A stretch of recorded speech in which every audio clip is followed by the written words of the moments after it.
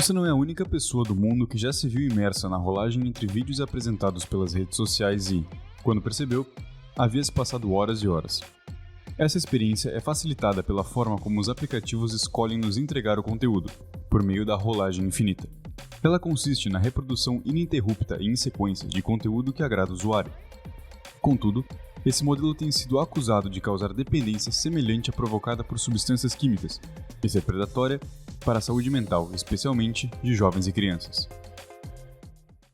Mais de 40 estados americanos entraram com uma ação nesta terça-feira contra a Meta, proprietária do Facebook e do Instagram. Os estados argumentaram que a Meta explorou usuários mais jovens ao criar um modelo de negócios projetado para maximizar o tempo que eles passam nas plataformas, apesar dos danos à saúde física e mental. O episódio de hoje será dividido em duas partes. Na primeira, conversamos com o professor de Tecnologias da Informação, Vinícius Cassol, da Uniriter, para entender do que se trata a rolagem infinita e o ponto de vista tecnológico dessa forma de apresentação de conteúdo. Depois, será a vez da professora de Psicologia e especialista em Saúde Pública, Aline Soares, também da Uniriter. Ela vai nos ajudar a entender os efeitos desse tipo de conteúdo na saúde mental dos usuários. Eu sou Lucas Keski, fique conosco.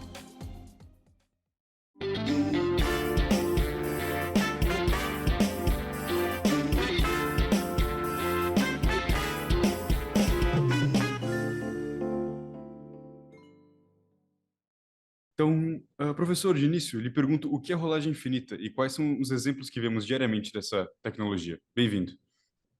Olá, obrigado aí pelo convite, Lucas e pessoal do Correio do Povo.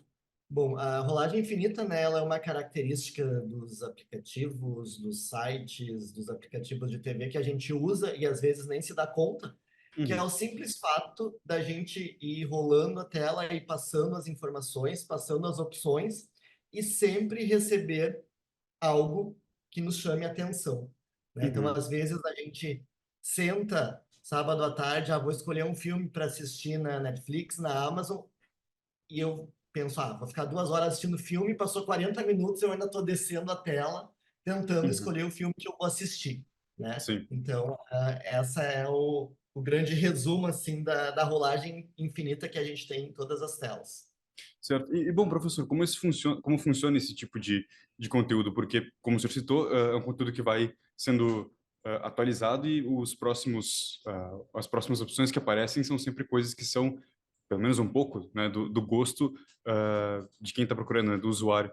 Então, como é que funciona isso? É por meio de algum algoritmo ou algo do tipo? E como que eles são treinados para seguir sempre nos mostrando o que nos interessa, por favor? Tem algumas áreas da tecnologia, né, ligadas aí à inteligência artificial que tratam desse ponto, né? A gente tem os sistemas de recomendação, né, e também o aprendizado de máquina, né? Então, que esses algoritmos, como que eles trabalham, né? Eles são baseados em dados, ou seja, eles conhecem o usuário, né? Então, se eu gosto de assistir filmes de época, ele vai aprender que eu gosto de assistir filmes de época, porque, dado as 30 últimas atrações que eu escolhi para assistir, 22 eram filmes de época, né? Então, ele vai ver isso. Ele vai ver, por exemplo, o que eu estou consultando agora, né? Então, tá todo mundo falando do lançamento X. Eu vou lá e vou ver o resumo. Vai ter outros relacionados do mesmo gênero, eu vou lá e vou ver também. Então, ele vai entender que eu estou apreciando aquele tipo de conteúdo. E aí ele vai passar a me sugerir. E esse tipo de algoritmo é o mesmo que a gente tem nas redes sociais, né? Se a gente abrir, por exemplo, a aba lá de descobrir do Instagram, dificilmente a gente vai dizer que não gostou de alguma coisa que está lá. Ou vai dizer, esse post aqui realmente não tem a ver comigo, né? Todos eles vão estar. Seja o ator, a atriz que eu admiro, que eu olho as fotos, vai estar lá sugerindo. Seja o filme novo que saiu, vai estar um Reels aparecendo. Por quê? Porque eu já demonstrei interesse, né? Então, que às vezes na vida da gente é difícil a gente mostrar que está demonstrando interesse. O algoritmo consegue descobrir isso muito bem e trazer algo que nos chame a atenção e nos interesse. Vinícius explica que, Para entender como esse tipo de conteúdo nos afeta, é importante saber por que os aplicativos usam esse tipo de recurso.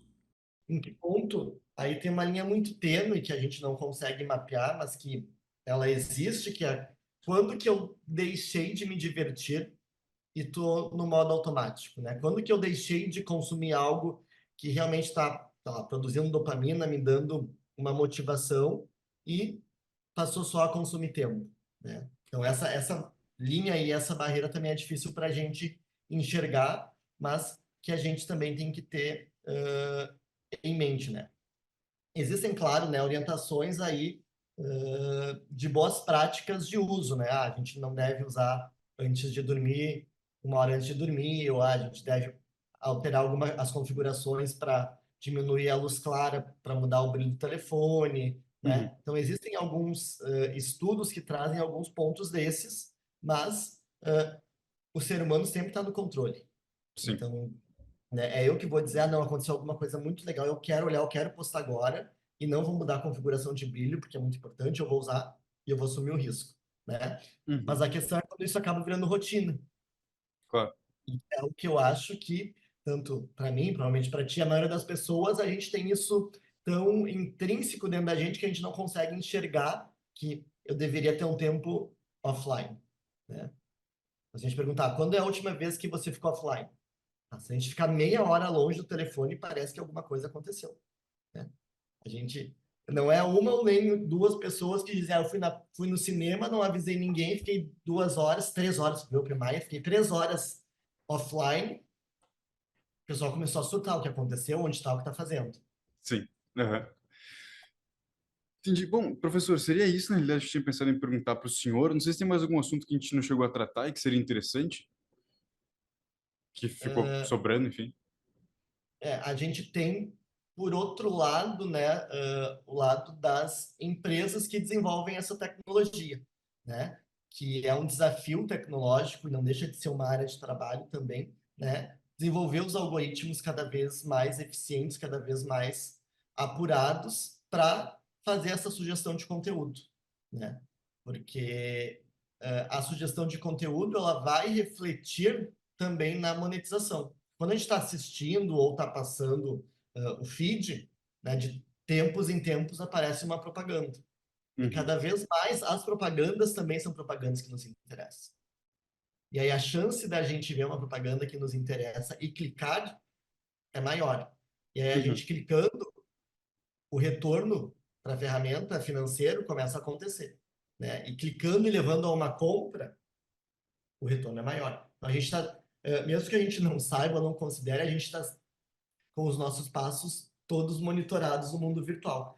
E essa trajetória, ela é utilizada aí pelos algoritmos e pelas empresas para monetizar, né? Porque a gente não recebe uma sugestão de conteúdo só porque a ferramenta é legal e quer entregar o que eu quero. Então, né, a ferramenta é uma empresa que precisa lucrar, né? E a forma de lucrar é engajando o usuário na sua utilização. Então, quanto mais eu uso, mais eu estou contribuindo para que a ferramenta lucre, né? Então, tem um outro lado aí que é as empresas também, né, precisam lucrar, não fazem isso aí de bom tom apenas. O professor nos fala que existem recursos internos nos celulares que podem ajudar a limitar o tempo de uso, mas que no fim, o controle está nas mãos do usuário. Desenvolvem, né, os próprios aplicativos, enfim, os próprios celulares, é a gestão do tempo de uso, Uhum. né?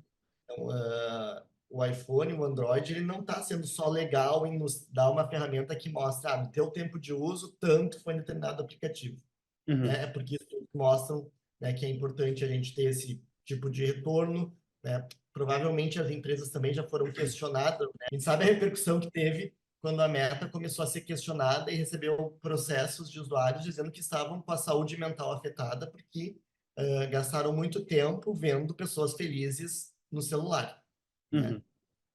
Então, a gente do lado tecnológico, a gente sugere a utilização desses limitadores. Muito Uhum. embora a gente também vá lá e diga, agora eu não quero esse limite, né? E aí vai um pouco da gente também responder e entender, realmente não, eu vou fazer outra coisa agora, né? Eu vou largar o telefone, ou vou realmente olhar o filme que eu levei 2 horas para escolher, Uhum. né? Mas é aquela questão do senso de urgência, que nas redes sociais é mais fácil da gente enxergar, né? Ah, eu Uhum. vou, não vou largar que eu tô vendo que vai que chegou alguma coisa nova que aconteceu no Big Brother agora e eu vou perder, Uhum. né?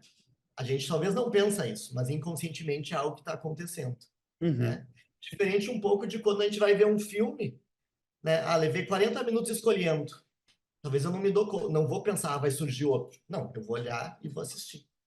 Mas quem nunca ficou 40 minutos escolhendo, assistiu 10 minutos de filme, ai, não é legal, vou lá escolher outro. Fica mais Uhum. 40 minutos. Claro. Bom, daí, de uma forma assim, até acho que prática, te pergunto, professor, se existem, por exemplo, aplicativos externos ou outras, mesmo dentro dos celulares, como tu citou, recursos ali que nos dão esses relatórios de tempo, né? Eu já, pessoalmente, já vi, recebi notificações do meu celular dizendo quanto tempo eu gastei em cada aplicativo, por exemplo, mas nunca fui a fundo pesquisando se existe formas de limitar, por exemplo, algo que me dê uma notificação do tipo, né? Como um exemplo, bom, você usou muito o seu Instagram, será que não está na hora de sair? Sabe, algo do tipo. Existe esse tipo de recurso e, se sim, o senhor acha que seria válido para o uso do usuário comum? Existem, né, os próprios aplicativos, né, o Instagram tem o que ele chama lá curtindo, né, que ele baixa e diz, ah, você já usou o seu tempo limite, Uhum, considere fazer outra coisa.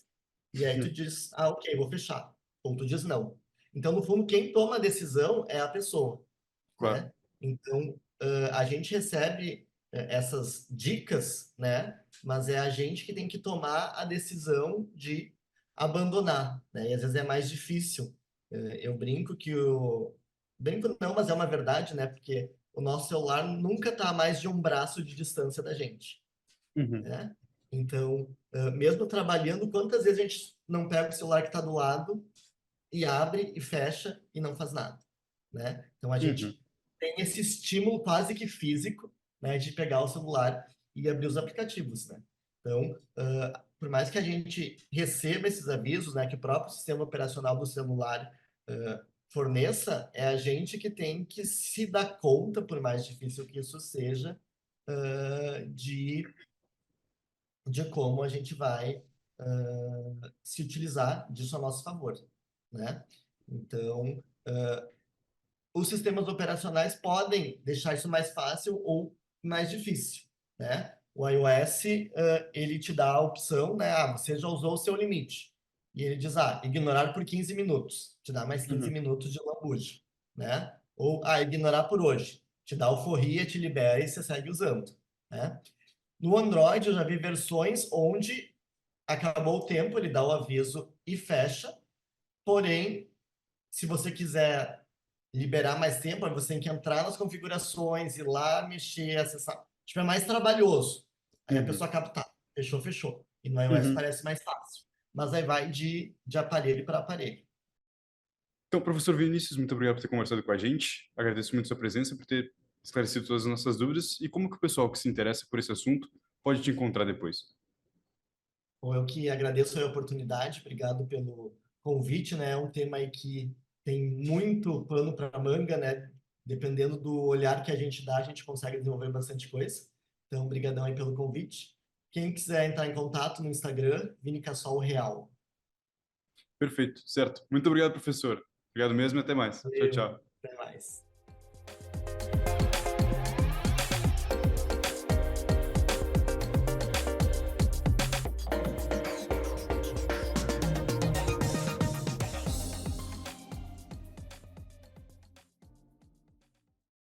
Professora, bem-vinda. E de início, te pergunto, se pode contextualizar para a gente, por favor, o que seria a rolagem infinita? Olá, Lucas. Olá, ouvintes aí do programa Direto ao Ponto. Prazer estar conversando com vocês. Né? Lucas, rolagem infinita, né? É isso que está tão dentro da nossa rotina e do nosso cotidiano que a gente às vezes passa desapercebido, né? Uhum, É esse sistema de programações que a gente utiliza no nosso cotidiano, como as redes, né, sociais, como o Instagram, como o X, né, que era o antigo Twitter, como o WhatsApp, como próprios programas de aplicativos de música, de entretenimento como um todo, né, via celular, aí a internet, e que a gente tem essa possibilidade de ver programação de forma infinita sem se envolver muito com isso, né? Sem tu trocar de canal, sem tu escolher a música que tu tá ouvindo. Então, a rolagem infinita passa por isso, né? A professora explica que a dependência das telas não é um assunto de menor importância, e sim um tema que precisa ser debatido, porque seus efeitos podem ser graves. A gente pode entender a dependência das redes sociais, as dependências das telas, muito semelhante à dependência de drogas, né? Em função de que aquela pessoa que está ali com esta dependência, ela vai o tempo todo querer mais, e isso vai gerar um estresse muito grande quando ela fica sem, e automaticamente ela volta, né, a buscar a tela, porque parece que tem um vazio, e então esse consumo fica cada vez maior, né, e causa cada vez mais estresse e cada vez mais sofrimento. Qual é a consequência disso, né? O sujeito se isolar, ter prejuízo, né, na atenção, prejuízo na concentração, prejuízo na própria produtividade, né? Que seja na escola para quem é estudante, que seja na questão do trabalho, do dia a dia, nas próprias relações com os amigos, né? Então, tem sim, e a gente pode dizer que está próximo à questão das dependências, né, da dependência de droga, essa dependência de tela, e já vem sendo tratada como isso, e alguns países, como Estados Unidos, como a Europa, têm tentado iniciativas de regulamentação e normativas para controle desse consumo, né, justamente por conta desse prejuízo. A Aline contextualiza como essa forma de apresentar o conteúdo nas redes está ligada ao consumo. Socialmente nós estamos imersos nesse mundo, né? Então, assim, o mundo do consumo e esse mundo que a gente chama da sociedade do espetáculo, alguns autores falam sobre isso, né? Que é desse momento de celebridade, todo mundo busca isso de alguma forma, né? E que está socialmente dentro do nosso contexto. Então, quando eu estou inserido dentro disso, a questão do consumo, automaticamente a questão das telas, ela também faz parte disso, né? Que é desse consumo infinito e frenético e também fugaz, assim, né? Ele vai acabar muito rápido, né? Então, isso está dentro do nosso contexto. Parece hoje que as coisas não foram feitas para durar muito tempo. E na internet, então, o tempo é muito mais relativo, né? Então, ele vai captar nas pessoas o quê? As fragilidades, para que elas possam, então, continuar consumindo nessa perspectiva. Enquanto uma regulamentação do Estado não chega, a Aline fala de algumas escolhas que podem ser tomadas pelo usuário que ajudam a se desconectar e podem diminuir os efeitos da dependência. É importante, né, a gente pensar que, bom, a regulamentação ela é de extrema importância por conta da vulnerabilidade que os usuários acabam se expondo, né? E quanto mais jovem, mais vulneráveis, a gente pode entender dessa forma, né? Mas acho que, assim, é importante a gente também entender, Lucas, que esse mundo das telas, ele não é o vilão, né? Acho que a gente tem que falar um pouco sobre isso, assim, porque tá no nosso dia a dia, no nosso cotidiano, né? As telas fazem parte da nossa rotina, a gente faz compras, a gente usa os aplicativos de banco, a gente se relaciona com a família, com os amigos, então ele é positivo para a nossa vida, né? Positivo para o desenvolvimento, enfim. Agora, respondendo a tua pergunta, né? O que a gente faz enquanto não tem essa regulamentação? Eu acho que é poder criar estratégias para reduzir esse uso, no sentido de que ele não seja um uso nocivo, né? Então, essa dose que a gente vai tomar aí diária de telas, ela tem que ser dosada numa medida de equilíbrio para que ela não venha causar prejuízos, né? Então, enquanto essa regulamentação no Brasil ainda não chega, né, é importante a gente pensar que a gente precisa olhar para si, buscar estratégias de descobertas, né, do que a gente gosta fora das telas. Falando da perspectiva da psicologia, a receita de bolo nunca vem pronta. Então, a gente sempre tem que pensar que cada ser é único, né? E cada pessoa vai gostar de uma coisa. O Lucas gosta de uma coisa que é diferente do que a Aline gosta, né? E às vezes a gente acaba não conseguindo se dar conta disso. Por que eu digo isso, assim? Porque ficamos tão imersos na questão ali da tela, que passa 1, que passa 2 horas.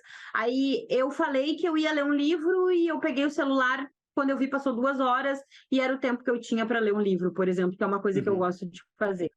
Então, tentar fazer contratos consigo mesmo, assim, né? Bom, eu vou estipular que esse momento é o que eu vou fazer isso, eu vou tentar deixar o celular o mais longe possível, né? Muito comum, às vezes as pessoas entram de férias e não conseguem desligar do trabalho. Ficam ali respondendo o WhatsApp, ficam, né? Porque tá aqui, tá na nossa mão. A gente também conversa com a família pelo WhatsApp, a gente também fala com os amigos pelo WhatsApp. Uma estratégia, talvez, quando eu entro de férias, eu saio dos grupos do trabalho e retorno quando eu volto de férias, né? Claro. Porque aí eu consigo, de fato, me desligar. Então, assim, procurar buscar coisas que eu gosto de fazer e utilizar a internet com propósito, utilizar as telas com propósito, né? Então, por exemplo, se eu gosto de plantas, colocar isso em prática, não ficar só vendo vídeo de pessoas plantando, né? Eu vou lá, eu boto a mão na terra, eu planto e eu utilizo esse recurso que eu tenho, que é tão maravilhoso de poder descobrir qualquer coisa na palma da mão, com um propósito. Então, eu vou aprender algo, eu vou poder me qualificar naquilo que eu gosto, né? Então, dessa forma, a gente consegue pensar que eu consigo ter um propósito e um equilíbrio nesse uso, né? A Aline ainda explica como esse sistema pode ser mais grave para as crianças, podendo afetar inclusive seu desenvolvimento. Acho que tem uma questão que é bem importante, né, na área da infância, que é a vulnerabilidade das crianças, né? Acho que esse é o primeiro ponto e o ponto muito perigoso, pensando na perspectiva da infância, assim, né? Se a gente pensar antes do celular, eu saberia que meu filho está na esquina de casa com os amigos, né? Hoje eu tenho uma falsa ideia de que está tranquilo porque ele está dentro de casa, mas a gente não sabe quantas esquinas tem no que ele está vendo, né?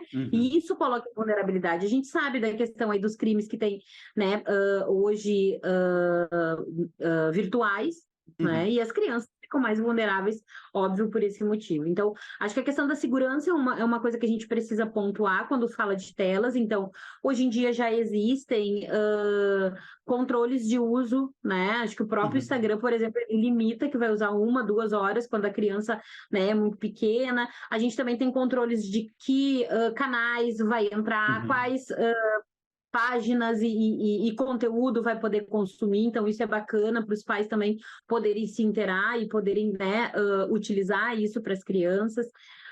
E na perspectiva do desenvolvimento psíquico, né, na perspectiva do desenvolvimento psicológico dessas crianças, aí a gente tem que pensar num outro ponto, né, que quanto mais jovens, maior o risco.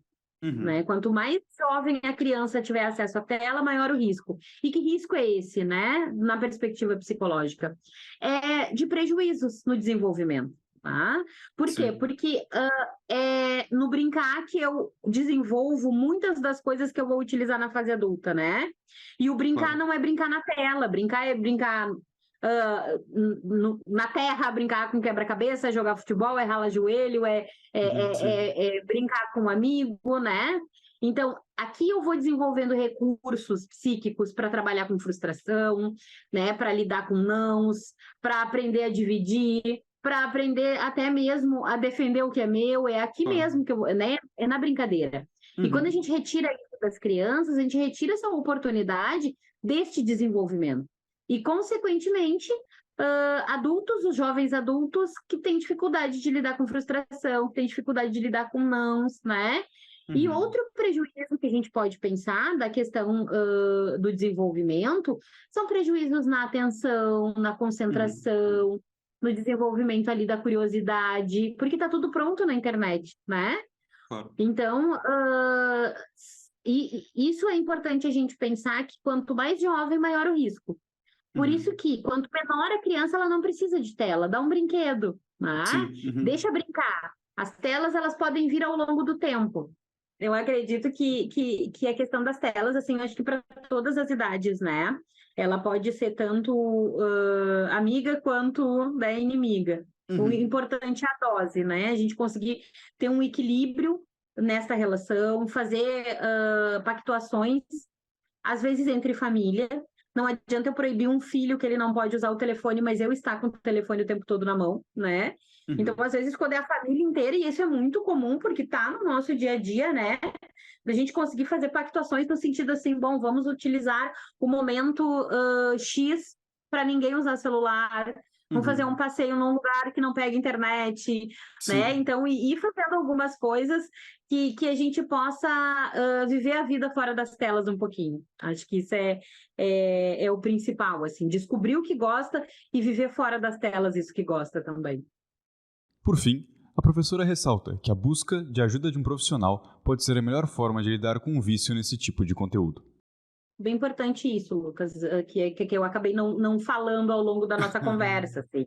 Que caso seja muito difícil, né, que a pessoa que está nos ouvindo aqui perceba que isso está beirando o insuportável, ou ela começou a perceber sintomas no sentido de um estresse maior, no sentido de uma alteração de sono importante, ou ansiedade, né, por conta desse uso, quando larga o telefone, parece que o mundo vai acabar, parece que eu vou receber uma notícia, vai acontecer alguma coisa que eu não sei. Então, assim, se isso tiver muito difícil, o apoio psicológico ele é importante, né? Buscar terapia é importante.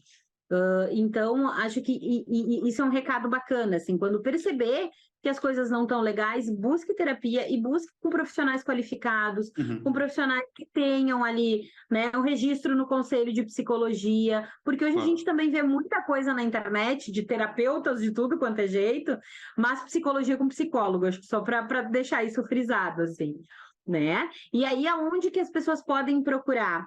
Né? Quando tu tem recursos, né, acho que ok, mas o serviço público também é um espaço para todas as pessoas, então os centros de atenção psicossocial, as unidades básicas de saúde, elas podem acolher também quando tem uma situação de ansiedade maior, quando percebe que não tem, né, que não está mais conseguindo controlar isso, seja a criança ou o adulto, né, ou o adolescente, enfim.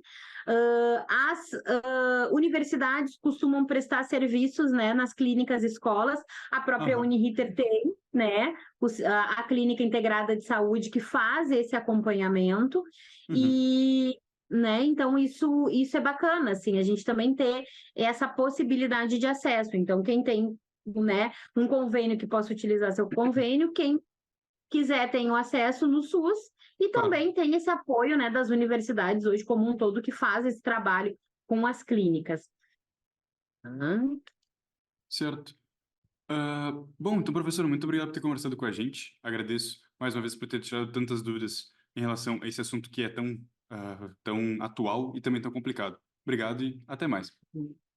Bacana, Lucas, obrigada. Eu que agradeço, né, a oportunidade aqui. Acho que em nome da Uniriter eu também fico à disposição, caso vocês, né, precisem da gente para mais alguma coisa.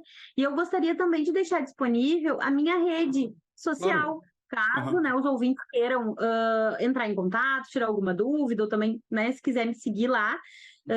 Eu tenho uma página que se chama Todo Dia um Dia. Sim. Então, se o pessoal é @tododia1dia no Instagram, então fiquem à vontade, tá bem? Perfeito. Muito obrigado, professora. Até mais. Obrigada. Tchau, tchau.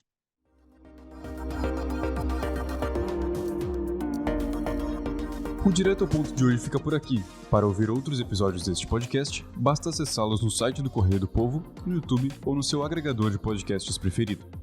Você pode receber a newsletter com os principais podcasts produzidos pelo Correio do Povo no seu e-mail, apenas se inscrevendo em nossa página. Esse programa contou com áudios da AFP. A produção, o roteiro e a apresentação foram feitas por Lucas Keski. A edição por Thiago Basso.